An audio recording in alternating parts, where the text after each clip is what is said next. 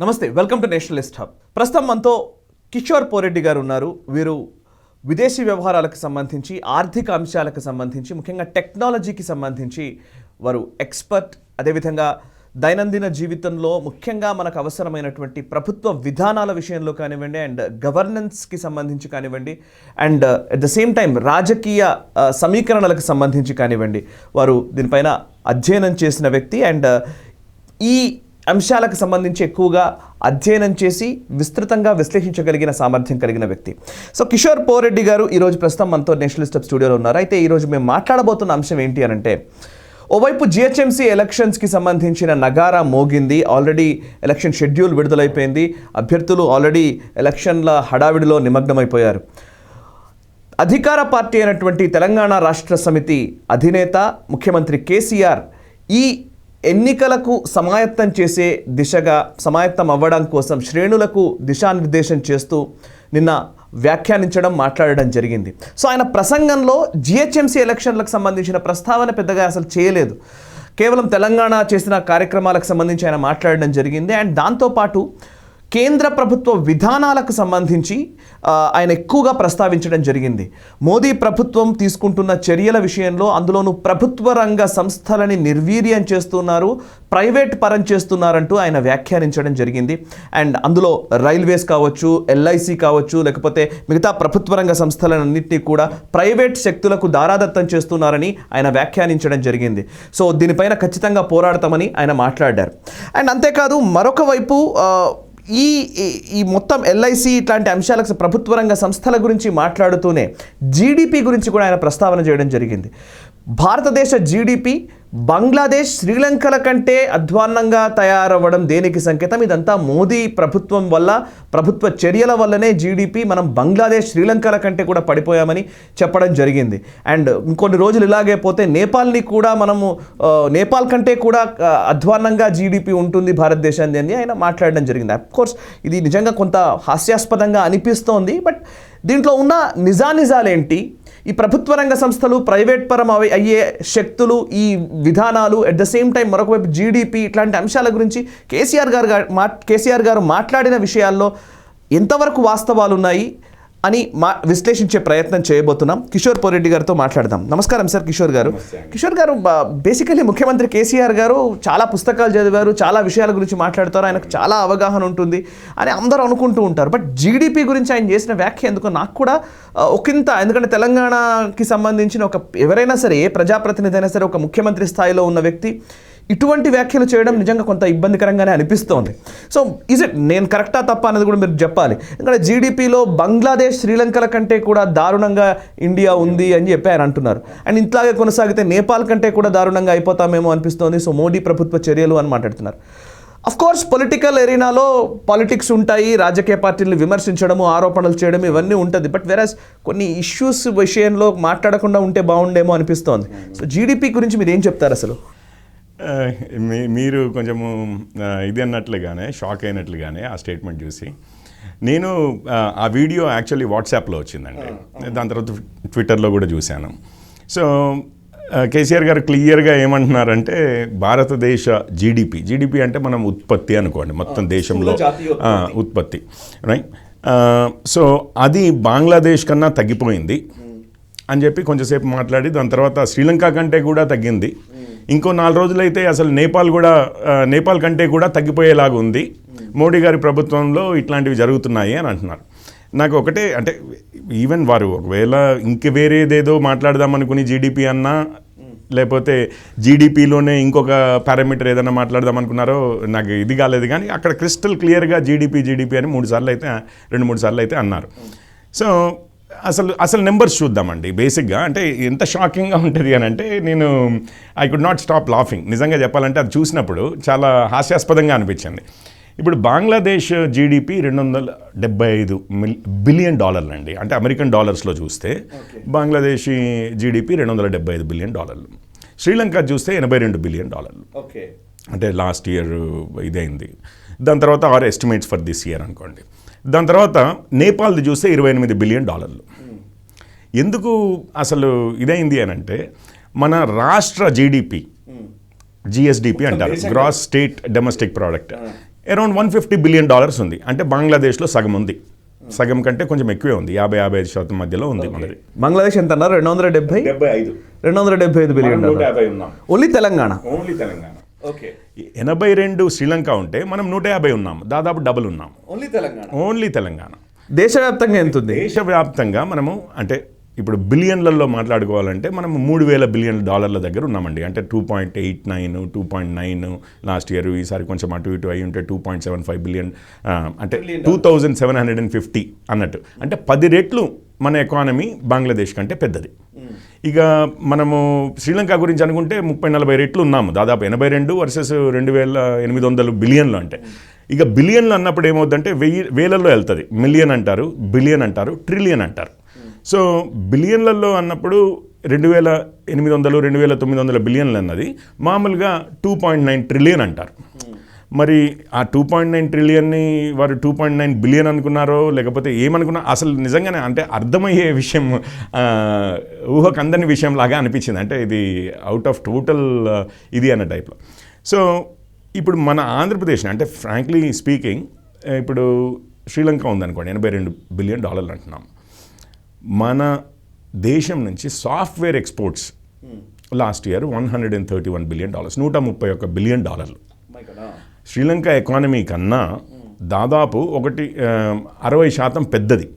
60% అంటే 160% of Sri Lankan economy మన software exports మాత్రమే. ఇంకా మిగిలిన విషయం అగ్రికల్చర్ కానివ్వండి, స్టీల్ కానివ్వండి, సిమెంట్ కానివ్వండి, ఇంకా వేరే ట్రాన్స్పోర్టేషన్ కానివ్వండి, ఇన్సూరెన్స్ కానివ్వండి, బ్యాంకింగ్ కానివ్వండి, ఇవన్నీ ఏమీ మాట్లాడట్లేదు మనం. ఓన్లీ సాఫ్ట్వేర్ ఎక్స్పోర్ట్స్ మాత్రమే. మళ్ళీ సాఫ్ట్వేర్ ఇండియా లోపల యూజ్ చేసే సాఫ్ట్వేర్ గురించి కూడా మనం మాట్లాడట్లేదు. Only exports, software, IT enabled services అంటే మన బీపీఓస్ ఇట్లాంటివి, అవి రెండు కలిపితేనే $131 బిలియన్. ఇప్పుడు నేపాల్ విషయంకి వస్తే $28 బిలియన్ అండి. Telangana only software exports $18 billion. And ఈ విషయం కేటీఆర్ గారు ఎప్పుడు గుర్తు చేస్తూ ఉంటారు, మనము దేశంలో నెంబర్ 2 ఉన్నాము, నెంబర్ 1 ఉన్నాము, లేకపోతే అంటే గ్రోత్ రేట్లో నెంబర్ 1 అయింది, మన ఎక్స్పోర్ట్స్ చాలా పెరుగుతున్నాయి సాఫ్ట్వేర్లో అని చెప్పి. మరి వారు ఆ నెంబర్లు కంటతా వారికి వస్తాయి, కానీ ఎగ్జాక్ట్లీ దానికి ఆపోజిట్గా అంటే కేసీఆర్ గారు ఏమో మరి అసలు అంటే మరి కేసీఆర్ గారు చాలా విషయాలు చాలా అంటే ఒక ముఖ్యమంత్రిగా నేను అది వినడం మాత్రం కొంచెం సర్ప్రైజ్ అయ్యాను. మేబీ ఆడియన్స్ ఉన్నది వాళ్ళకి అక్కడికి ఆగట్లేదు ఆయన. ఈ విషయం తెలంగాణ కార్యకర్తలకు, నాయకులకు చెప్తూ ఉన్నారు, మీరు ప్రజలకు తీసుకెళ్ళండి అని చెప్తున్నారు. That is really disturbing. Actual ఇంకోటి ఏంటంటే అబద్ధము అని ఆయనకు తెలియకనా, లేకపోతే అది అబద్ధం అని ఎవరు చెప్పేవాళ్ళు లేకనా, ఐ డోంట్ నో అసలు అది. ఓకే, కారణం కావచ్చండి, వారికి చెప్పగలిగేవారు ఎవరు లేకపోయిండొచ్చు. కాకపోతే ఇవి ఫ్యాక్ట్స్ అండి. మనం బంగ్లాదేశ్ కన్నా 10 రెట్లు పెద్ద జీడిపి మనది, శ్రీలంక కన్నా ఒక 30-40 రెట్ల పెద్ద జీడిపి. ఓన్లీ కేవలం తెలంగాణనే శ్రీలంక కన్నా అంటే శ్రీలంక 82 ఉంటే మనమే 150 ఉన్నాము, బంగ్లాదేశ్లో సగం కంటే ఎక్కువ ఉన్నాము, ఉట్టి తెలంగాణనే. మన ఉమ్మడి ఆంధ్రప్రదేశ్ తీసుకుంటే ఈ మెన్షన్ చేసిన అన్ని దేశాల కంటే ఎక్కువ ఉంటుంది మనది. Okay, and world's 5th largest economy. అంటే ఇంకొకటి ఏమైంది అంటే అది వింటున్నప్పుడు నాకు ఒకటి స్ఫురించింది ఏంటంటే మొన్నటికి లాస్ట్ ఇయర్ మనము బ్రిటన్ అండ్ ఫ్రాన్స్ ఈ రెండింటిని దాటేసి world's 5th largest by nominal terms అంటారు. ఈ నామినల్ టర్మ్స్ అంటారు అంటే డాలర్ టర్మ్స్లో, డైరెక్ట్గా డాలర్ టర్మ్స్లో వరల్డ్స్ 5th లార్జెస్ట్ ఎకానమీ అయ్యాం. అంటే ప్రపంచంలోనే 5వ అత్యంత ఆర్థిక వ్యవస్థ మనం అయ్యాం. సో ఇప్పుడు బంగ్లాదేశ్ అందులో ఉండి శ్రీలంక అందులో ఉంటే ఆఫ్కోర్స్ ఇటు పాకిస్తాను, అటు మలేషియాను, ఇంకా ఇక్కడే ఉన్నాయి 4 దేశాలు. ఇక మరి అసలు ఉన్నది ఏంటంటే యుఎస్ నెంబర్ 1 అండి, దాని తర్వాత ఒక $21 ట్రిలియన్, దాని తర్వాత చైనా ఒక $14 ట్రిలియన్, దాని తర్వాత జపాన్ ఒక $6 ట్రిలియన్ ఆ రేంజ్లో ఉంది, దాని తర్వాత జర్మనీ తర్వాత మనం వచ్చాము. మన ఇమీడియట్గా జస్ట్ కొంత తేడాతో వెనకాల బ్రిటన్ ఉంది. ఈసారి ఒకవేళ దాని తర్వాత ఫ్రాన్స్ ఉంది. సో ఈ రెండింటిని అధిగమించి మనం 5th పొజిషన్లోకి వచ్చాము. ఇప్పుడు 5th పొజిషన్లో ఉన్నప్పుడు టాప్ 5లో ఉన్నప్పుడు ఇక భారతదేశం కంటే పెద్దవి ఉండాలి కానీ బంగ్లాదేశ్, శ్రీలంక ఎక్కడి నుంచి వచ్చాయి అంటే ఇవన్నీ మైండ్లో ఒకటేసారి ఇట్లా గిర్రని తిరిగాయి అనమాట. అరే కొంచెమన్నా ఆలోచించలేదా మన వాళ్ళు అని చెప్పి. అదే కాకుండా యాక్చువల్లీ జీడిపిని 2 విధాలుగా కొలుస్తారండి. ఒకటేమో నామినల్ డాలర్ టర్మ్స్ అంటారు, ఇంకొకటేమో పీపీపీ అని ఉంటుంది, అంటే పర్చేజింగ్ పవర్ ప్యారిటీ అని. ఇప్పుడు ఏం చేస్తామంటే మనము $75 ఈజ్వల్ టు $1 అన్నాం అనుకోండి. సో మన దగ్గర $75 ఉత్పత్తి అయితే అమెరికాలో $1 చేయబట్టి $1 ఉత్పత్తి జరిగింది అని అంటాం. రూపాయి విలువ ఏమవుతుంది అని అంటే 175th అంటాం కదా, 1/75 అన్నట్టు $1కి. కాకపోతే ఏమవుతుందంటే ఇప్పుడు $1కి అమెరికాలో దొరికేది మనకి ఇక్కడ $30. ఇప్పుడు కిలో టమాటో ఉందనుకోండి, $2 అనుకుందాం అమెరికాలో, అంటే $150 ఉండాలి మన దగ్గర. మన దగ్గర $20కే దొరుకుతుంది కదా. అయితే ఈ ఎక్స్చేంజ్ రేట్ అనేది అన్ని విషయాల్లోనూ డైరెక్ట్గా ఈక్వివలెన్స్ ఉండదు, అంటే ఈక్వేట్ చేయలేం మనం. సో $1తో అసలు నువ్వు ఏం కొనగలుగుతున్నావు అన్నదాన్ని పర్చేజింగ్ పవర్ అంటారు. సో ఈ ఎక్స్చేంజ్ రేట్ ఒకటి ఉన్నా కానీ పర్చేజింగ్ పవర్ వైజ్గా చూస్తే అసలు ప్రపంచంలోనే మనది 3వ పెద్ద దేశం ఆర్థిక వ్యవస్థ. Number 1 China, number 2 America, number 3 India. So మరి 3వ దేశము ఇటు చూస్తేనేమో 5వ దేశం నామినల్ రేట్స్లో అన్నారు చూసినా కానీ. ఇందులోకి బంగ్లాదేశ్ ఎక్కడి నుంచి, శ్రీలంక ఎక్కడి నుంచి, నేపాల్ ఎక్కడి నుంచి వచ్చిందని. అవును, మనది తక్కువ కాస్ట్ ఆఫ్ లివింగ్ ఉంటుంది. అదే డాలర్స్ని కన్వర్ట్ చేసామనుకోండి, అక్కడ $1,000కి ఒక అపార్ట్మెంట్ రెంట్ తీసుకున్నామంటే ఇక్కడ 75,000 ఉండాలి, కానీ ఉండదు. మన దగ్గర 15,000కే అట్లాంటి సిమిలర్ ఇన్ఫ్రాస్ట్రక్చర్ వచ్చేస్తుంది. సో అట్లాంటివి ఉన్నాయండి. సో నెక్స్ట్ జీడిపి మాత్రమే కాదు సార్, ఇంకా చాలా విషయాలు మాట్లాడారు కేసీఆర్ మాట్లాడిన దాంట్లో ముఖ్యంగా ప్రభుత్వ రంగ సంస్థల గురించి ఆయన ప్రస్తావించడం జరిగింది. సో ఈ చర్చ ఇప్పుడు కాదు, చాలా సంవత్సరాల నుంచి ఉంది. బికాజ్ నేను ఒక జర్నలిస్ట్గా స్టార్ట్ అయిన రోజు నుంచి కూడా ఒక జనరల్లీ ఈ దేశంలో ఒక 20-30 సంవత్సరాల క్రితం నాకు తెలిసిన రోజు నుంచి కూడా, నేను పుట్టిన రోజు నుంచి కూడా ఒకే అంశం ఏంటంటే ప్రైవేట్కు ధారాదత్తం చేస్తున్నారని ఒక మాట. ఇప్పుడు కమ్యూనిస్టులు అయితే దాన్ని కొంచెం ముందుకు తీసుకెళ్లి మాట్లాడతారు, బహుళ జాతి కంపెనీలు అంటారు, ఎంఎన్సీలని మొత్తం బహుళ జాతి కంపెనీలకు అప్పగిస్తున్నారని, విదేశీ పెట్టుబడులతో మొత్తం దేశాన్ని నిర్వీర్యం చేస్తున్నారని ఈ మాటలు వింటూనే వస్తున్నాం. సో జనరల్లీ అవి మారి లాస్ట్కు పీపీపీ అనే మాట కూడా ఎక్కువ వింటున్నాం. సో ప్రైవేట్ అండ్ పార్ట్నర్షిప్ అని చెప్పేసి. సో ఈ పీపీపీ కూడా ఈ మధ్య కాలంలో విపరీతంగా ప్రాచుర్యంలోకి వచ్చింది. సో నాకు I just want to know the basics. ఈరోజు కేసీఆర్ చెప్పిన నేపథ్యంలో కేసీఆర్ ఏమన్నారంటే ప్రభుత్వ రంగ సంస్థలన్నింటినీ నిర్వీర్యం చేస్తున్నారు. ఆయన నంబర్స్ కూడా చెప్పారు. వాజ్పేయి హయాంలో 7 కేంద్ర ప్రభుత్వ సంస్థలని మూసివేశారు, మన్మోహన్ సింగ్ దాన్ని 3 సంస్థలు మూసేశారు, మోదీ 23 ప్రభుత్వ రంగ సంస్థల్ని మొత్తానికి మూసేయాలని చూస్తూ ఉన్నారు, ప్రైవేట్ పరం చేయాలనుకుంటున్నారు. సో ప్రభుత్వ రంగ సంస్థలన్నింటినీ ప్రైవేట్ పరం చేస్తున్నారు. దాంట్లో అన్నీ వచ్చేసినాయి. ఇంకా ఇప్పుడు రైల్వేస్ గురించి మాట్లాడుతున్నారు, ఎల్ఐసి వచ్చింది, BSNL, BHEL, lot of. So దీంట్లో మళ్ళీ ఇప్పుడు ఇంకోటి ఏంటంటే ఎలక్షన్ స్ట్రాటజీలోకి వెళ్తుంది. ఇది ఎలక్షన్ స్ట్రాటజీ ఏంటంటే రేపు పొద్దున రాబోయే రోజుల్లో మొత్తం కార్మికులు అందరి పక్షాన నేను నా వాయిస్ వినిపిస్తానని చెప్తున్నారు. సో కమ్యూనిజం నుంచి మళ్ళీ కేసీఆర్ స్టైల్ ఆఫ్ పాలిటిక్స్లోకి వెళ్తుందేమో అనిపిస్తోంది. సో ఫస్ట్ బేసిక్స్ చెప్పండి, అసలు ప్రైవేట్ ఏంటి, ప్రభుత్వం ఏంటి? ఏం లేదండి, ఇప్పుడు మనము పబ్లిక్ సెక్టర్ కంపెనీస్ అని మనం చాలా కంపెనీస్ మనం చూస్తూనే ఉంటాం. బిఎస్ఎన్ఎల్ ఉంది, ఎయిర్ ఇండియా, ఇండియన్ ఎయిర్లైన్స్, అది ప్రైవేట్ సెక్టర్ పబ్లిక్ సెక్టర్ కంపెనీయే. ఒక విధంగా చూస్తే మన ఆర్టీసీ కూడా public sector company. Public sector company అంటే ఏ కంపెనీలో అయితే వాటా, అంటే ప్యూర్ పబ్లిక్ సెక్టర్ కంపెనీ గురించి చెప్తున్నాను. పబ్లిక్ సెక్టర్ కంపెనీ అంటే ఏ కంపెనీలో అయితే పూర్తి 100% వాటా గవర్నమెంట్ ఇన్వెస్ట్మెంట్ పెట్టి కొనుక్కుంటుందో, మొదలు పెడుతుందో దాన్ని పబ్లిక్ సెక్టర్ అంటాం. అంటే పబ్లిక్ సెక్టర్ ప్రైవేట్ సెక్టర్కి తేడా ఏంటి అంటే ఆ ఇన్వెస్ట్మెంట్ అంటాం కదా, ముందు పెట్టాలి కదా, డబ్బులు పెట్టాలి కదా కంపెనీలోకి. ఆ డబ్బులు ఎవరు పెడతారు అన్న దాన్ని బట్టి అది ప్రైవేటా పబ్లికా, లేకపోతే ప్రైవేట్ అండ్ పబ్లిక్ కాంబినేషన్లో ఉందా అని చెప్పచ్చు. వాటాదారులు ఎవరు ఆ కంపెనీలో. సో పబ్లిక్ సెక్టర్లో ఏమవుతుంది, ఇప్పుడు ఒక 1000 కోట్లు పెట్టి మనం ఒక కంపెనీ పెట్టాలనుకోండి, ఏదైనా కంపెనీ కావచ్చు, అది కార్లు తయారీది కావచ్చు, అది దానికి 30-40 వేల కోట్లే కావచ్చు, లేకపోతే ఈవెన్ ఒక 5 లక్షలు పెట్టి ఒక చిన్న ఏదన్నా యూనిటే పెడదాం అనుకున్నాం అనుకోండి. అంతెందుకు ఒక పీసీఓ అని అంతకుముందు ఫోన్ ఇది ఉండేది కదా, మనం కాల్ చేసుకోవడానికి కాల్ని, అట్లాంటిది ఏమన్నా పెట్టినా కానీ ఒకవేళ గవర్నమెంటే పెట్టింది అనుకోండి, అది గవర్నమెంటే పెట్టి వాళ్ళ ఎంప్లాయీని అందులో కూర్చోబెట్టి జనాలు వస్తారు ఫోన్లు చేసుకుంటారు అన్న టైప్లో ఉందనుకోండి, అది పబ్లిక్ సెక్టరే అయిపోయింది. ఆ చిన్న యూనిట్ అయినా కానీ అది ₹1,00,000 ఖర్చు అవ్వచ్చు కాక. సో ముందు క్యాపిటల్ అనేవారు ఎవరు పెడతారు అన్నదాన్ని బట్టి పబ్లికా ప్రైవేటా అంటాం. ఇప్పుడు పబ్లిక్ అంటే ప్రభుత్వాలు ఒక కంపెనీ పెట్టాలనుకున్నాయి అనుకోండి, ఒక సంస్థని ఏర్పరచాలనుకున్నాయి అనుకోండి, ఆ క్యాపిటల్ ఎక్కడి నుంచి వస్తుందండి ప్రభుత్వానికి? ప్రభుత్వానికి వచ్చే ఆదాయాల్లో ఏదో కొన్ని రాయల్టీలు అవి ఇవి ఉంటాయి, అంటే గనుల్లో అవి ఇవి తీసుకున్నప్పుడు కొంత ఉంటుంది. కానీ మెయిన్ ఆదాయం ఏంటి? ట్యాక్సెస్. మన దగ్గర నుంచి అంటే ప్రైవేట్ వ్యక్తులు వాళ్ళు సంపాదించిన దాంట్లో నుంచి, ఎవరైనా వ్యక్తులు అంటే సిటిజన్స్ పౌరులు సంపాదించిన దాంట్లో నుంచి వాళ్ళ దగ్గర ట్యాక్స్ రూపేణా అంటే మనం ఆదాయం పన్ను ఉండొచ్చు, సేల్స్ ట్యాక్స్ ఉండొచ్చు, సర్వీస్ ట్యాక్స్ ఉండొచ్చు. ట్యాక్స్ రూపేణా ప్రభుత్వానికి ఏదైతే డబ్బు వస్తుందో అందులో నుంచి తీసి ఇన్వెస్ట్ చేసి వాళ్ళు ఒక కొత్త వ్యవస్థను స్టార్ట్ చేస్తే, సంస్థను స్టార్ట్ చేస్తే దాన్ని ప్రభుత్వ ఇది అంటాం. అదే ఇప్పుడు మీ దగ్గర ఒక 100 రూపాయలు ఉందనుకోండి ఆదాయం, ఈసారి ఒక 30 రూపాయలు అందులో ట్యాక్స్ చేయగలుగుతారు, రైట్? 30 రూపాయల్లో గవర్నమెంట్ వేరే పనులన్నీ చూసుకుని అందులో నుంచి కొంచెం తీసి ట్యాక్స్ ఇది అవుతుంది. అయితే మీ దగ్గర ఉన్న మిగిలిన అంటే ఖర్చు అయిపోయి ఉండొచ్చు ఒక 40 రూపాయలు మీ ఖర్చులు, ఒక సేవింగ్స్ 20-30 రూపాయలు ఉన్నాయనుకోండి, ఆ డబ్బుతో మీరు ఒకవేళ ఒక వ్యవస్థని ఒక సంస్థను ఏర్పరిచారనుకోండి, అది ప్రైవేట్ సెక్టర్ అవుతుంది. So public sector, private sector ఇద్దరూ భారతీయులే. ఇది భారత ప్రభుత్వం ద్వారా జరిగిన, పౌరుల ద్వారా జరిగిన, రెండు కూడా భారతదేశీయులే అండ్ భారతీయుల డబ్బులే రెండు కూడా.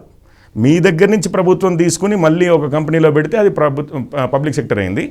మనమే డైరెక్ట్గా పెట్టుకుంటే అది ప్రైవేట్ సెక్టర్ అయింది. అది ఒకటి అండి. ఇంకొకటి ఏంటంటే ప్రైవేట్ సెక్టర్ అనేది కేవలం మనం ఏమంటామంటే ఒక ప్రాఫిట్ కోసం పెట్టింది. అఫ్కోర్స్ పబ్లిక్ సెక్టర్ అయినా వన్ ఆఫ్ ది ఇది ఉంటుంది, కానీ ప్రైవేట్ సెక్టర్ అనేది ప్రాఫిటబిలిటీ ఉండవలసిన అవసరం లేదు.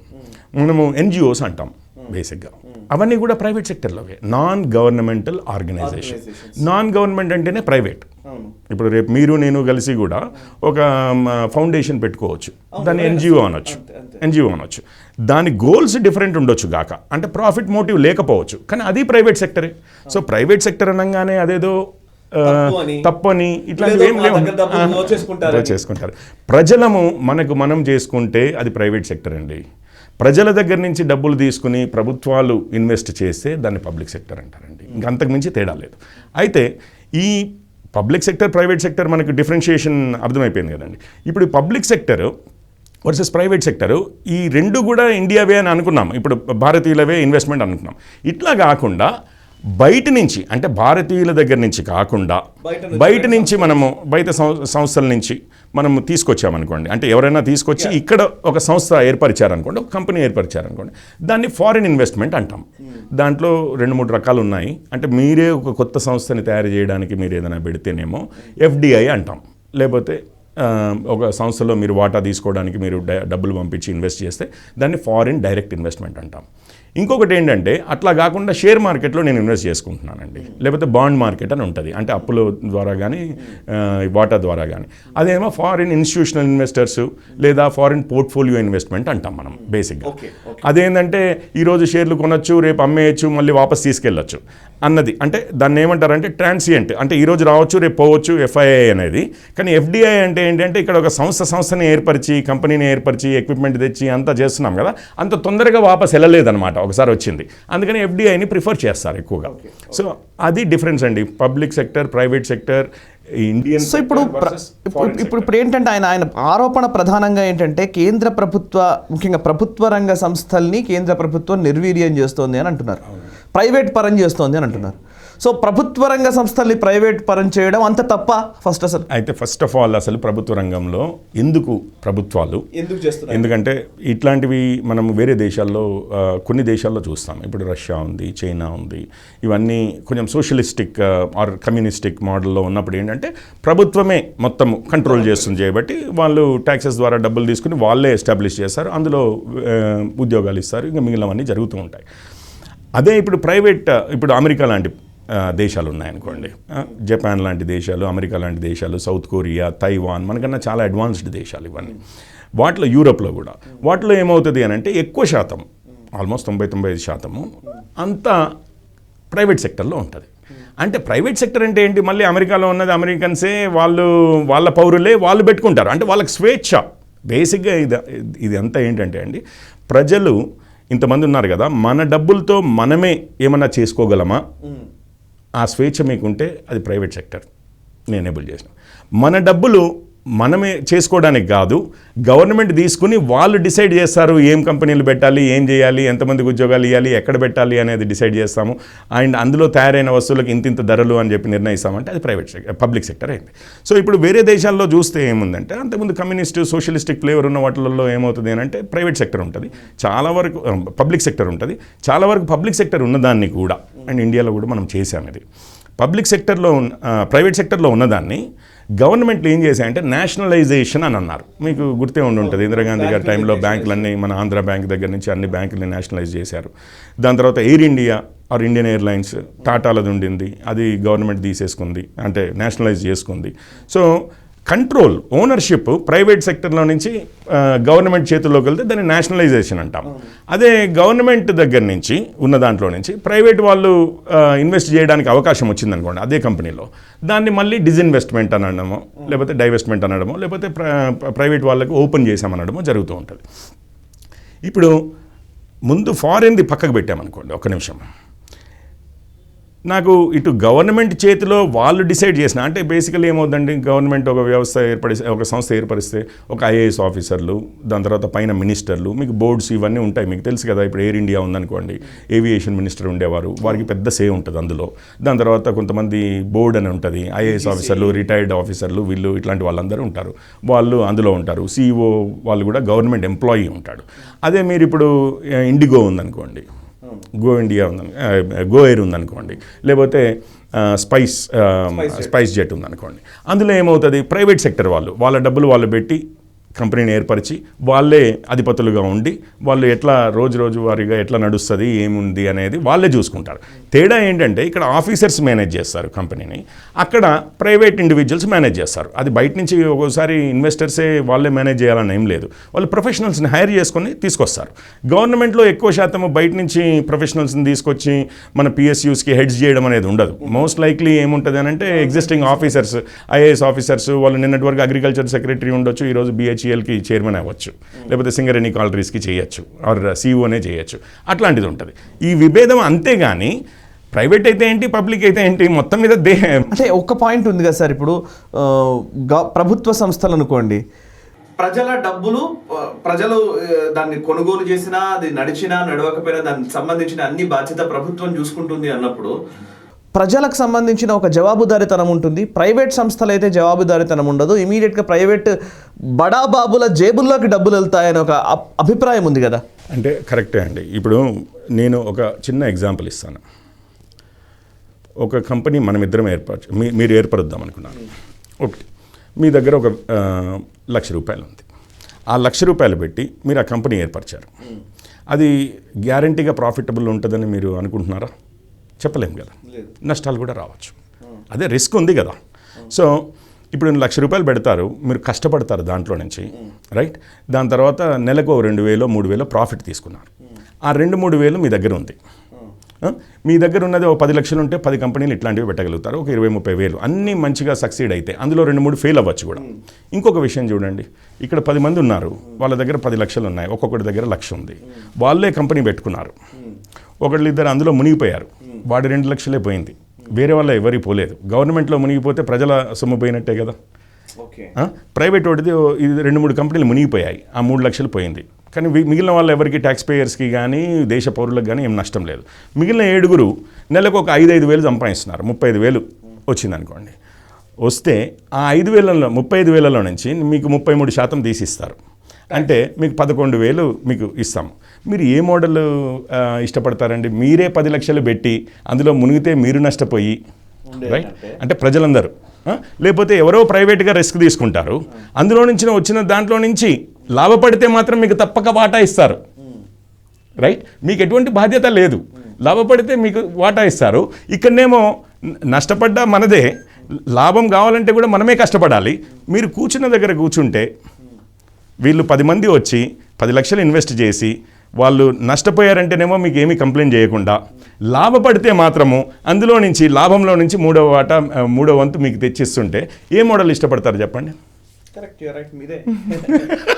అంటే ఇంకొకటి ఏమవుతుంది అని అంటే, ఇక్కడ రెస్ట్రిక్షన్ 2-3 థింగ్స్ ఉన్నాయండి.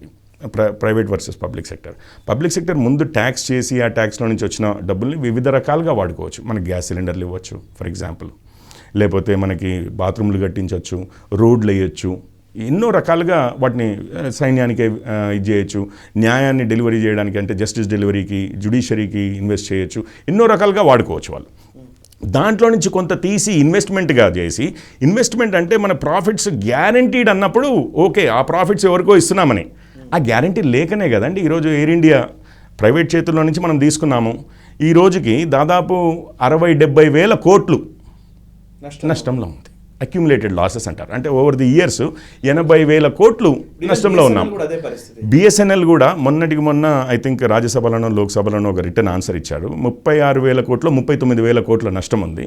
ఈ లాస్ట్ ఇయరే 10 నుంచి 15 మధ్యలో ఏదో నెంబర్ ఉంది, 14 వేల కోట్లు ఎంతో. లాస్ట్ ఇయరే 14 వేల కోట్ల నష్టం ఉంది. ఇప్పుడు ఈ నష్టం ఎవరిదండి? ప్రజలది కాదా? మనం ఎప్పుడు కూడా లాభాల గురించి మాట్లాడతాం, కానీ నష్టం ఎవరిది? ఇప్పుడు ఆ 16 వేల కోట్లు ఈ సంవత్సరం నష్టపోయినాయే తీసుకుంటే, అండ్ ఎయిర్ ఇండియా మరో 10 వేల కోట్లు, ఒక 26 వేల కోట్లు. మీకు గ్యాస్ సిలిండర్ ఎంత అండి? 800 రూపాయలు, 900 రూపాయలు, 1000 రూపాయలు అనుకుందాం పోనీయండి. 26 కోట్ల గ్యాస్ సిలిండర్లు మన బిలో ది పావర్టీ లైన్ ఉన్న వారికి మాత్రం ఇస్తే గృహిణులకు ఎన్ని ఒక సంవత్సరం వరకు వస్తాయా?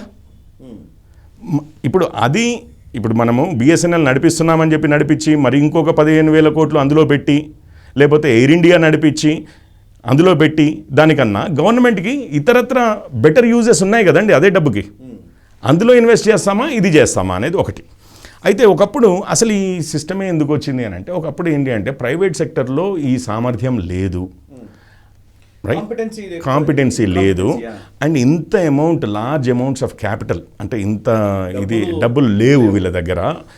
కాబట్టి గవర్నమెంటే చెయ్యాలి. లేదా ఇంకొకటి ఉందండి, ఇప్పుడు అస్సాంలోనో ఏదో చేయాలి అని అంటే, మనం ఆదిలాబాద్లోనో ఏదో చేయాలంటే ప్రైవేట్ సెక్టర్ అక్కడికి పోకపోవచ్చు, రైట్?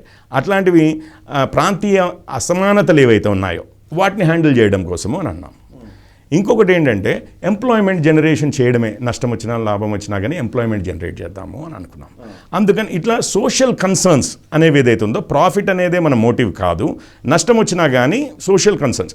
ఈరోజు మనం డైవెస్ట్మెంట్ అంటున్నప్పుడు, డిజిన్వెస్ట్మెంట్ అంటున్నప్పుడు మీరు చూడండి, ఇప్పుడు ఎయిర్ ఇండియా, ఇప్పుడు మీరు చెప్తున్న లెక్క ప్రకారం నెహ్రూ ఎరాలో లేకపోతే ఆ టైంలో ఏదైతే ఈ పిఎస్యూలు ప్రభుత్వ రంగ సంస్థలను ఏర్పాటు చేశారో అప్పట్లో అది సామాజిక అంశాలను దృష్టిలో ఉంచుకొని ఈ దేశం అభివృద్ధి చెందాలంటే ఇంకా ప్రైవేట్ శక్తులు ఎవరు అంత గట్టిగా లేరు కాబట్టి సో మనం ప్రభుత్వమే చేయాలనుకుంది.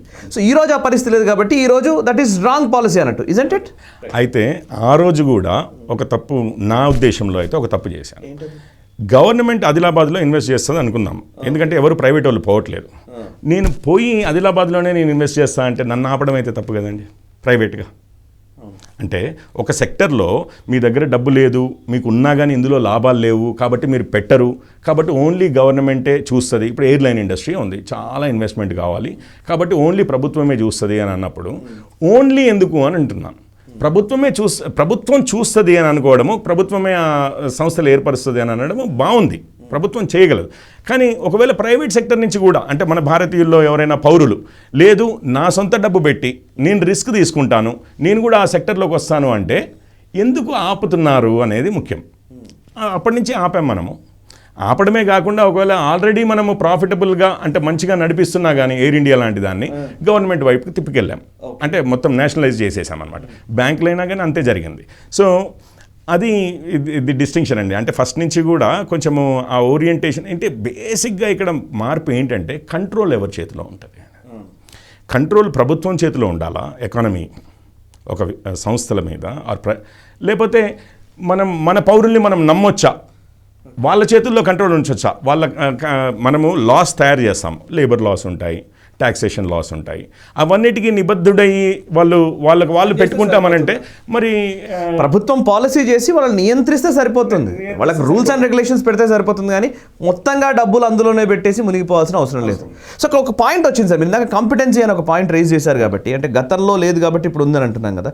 సో ఈరోజు మనం మొబైల్ ఇండస్ట్రీయే చూస్తే, టెలికాం ఇండస్ట్రీయే చూస్తే, టెలికాం రంగంలో ఓవైపు బిఎస్ఎన్ఎల్ ఉంది, బిఎస్ఎన్ఎల్ ప్రభుత్వ రంగ సంస్థ. ఈ రోజు కేసీఆర్ కూడా అదే మాట్లాడారు నిన్న, బిఎస్ఎన్ఎల్ నిర్వీర్యం చేశారు బిహెచ్ఎల్ అని. సో బిఎస్ఎన్ఎల్ ఎగ్జాంపుల్ తీసుకుంటే కనుక ఒకవైపు బిఎస్ఎన్ఎల్ ఉంది, ఇంకోవైపు భారతీయ ఎయిర్టెల్ కావచ్చు, అటువైపు ఐడియా కావచ్చు, వోడాఫోన్ కావచ్చు, ఇట్లాంటి చాలా సంస్థలు ఉన్నాయి, జియో కావచ్చు. ప్రైవేట్ రంగ సంస్థలేమో విపరీతంగా మార్కెట్లోకి వెళ్ళాయి, ఒకరికొకరు కాంపిటేటివ్ స్పిరిట్స్తో పనిచేస్తూ ఉన్నారు, ఒకరికంటే ఒకరు తక్కువ ఆఫర్స్, తక్కువ రేట్లకి మొబైల్ కనెక్షన్స్ ఇస్తున్నారు. బట్ బిఎస్ఎన్ఎల్ మాత్రం అది అలాగే కొనసాగుతూ వస్తుంది. ఇప్పుడు ఈవెన్ బిఎస్ఎన్ఎల్ సిగ్నల్ మనకు కావాలంటే కూడా మనం వెళ్ళి ఆ ఆఫీస్కి వెళ్తే కానీ మన దగ్గరికి రాడు, కస్టమర్ దగ్గరికి రీచ్ అవుతున్న సంస్థలేమో ఇవి. సో ఈ కాంపిటేటివ్ స్పిరిట్ ప్రభుత్వ రంగ సంస్థల్లోనే లోపంగా ఉందా, వాళ్ళకే లేకుండా పోతోందా? ప్రభుత్వ రంగ సంస్థల్లో కాంపిటేటివ్ స్పిరిట్ పోవడం వల్లనే ప్రభుత్వ రంగ సంస్థలు నిర్వీర్యం అవుతున్నాయా? This is my question. అంటే 2-3 థింగ్స్ ఉన్నాయండి ప్రభుత్వ రంగ. ఇప్పుడు ఇస్రో ఉందండి ఒక విధంగా, వండర్ఫుల్ రైట్. మనము ప్రభుత్వంలో ఉంటే అవన్నీ ఒక రకంగా బిహేవ్ చేస్తాయి, లేకపోతే వాటి పర్ఫార్మెన్స్ ప్రైవేట్ సెక్టర్తో కంపీట్ చేయలేవు అనేది ఏమీ లేదు. సో కానీ నేచర్ ఆఫ్ థింగ్స్ని మనం అర్థం చేసుకుంటే, ఇప్పుడు పబ్లిక్ సెక్టర్ ఉందనుకోండి, పబ్లిక్ సెక్టర్ అంటే మనం ఏమనుకున్నాము, కంట్రోల్ అనేది ప్రభుత్వం చేతిలో ఉంటుంది. ప్రభుత్వం అంటే ఎవరండి? మినిస్టర్స్, బ్యూరోక్రాట్స్, వారి చేతిలో ఉంటుంది.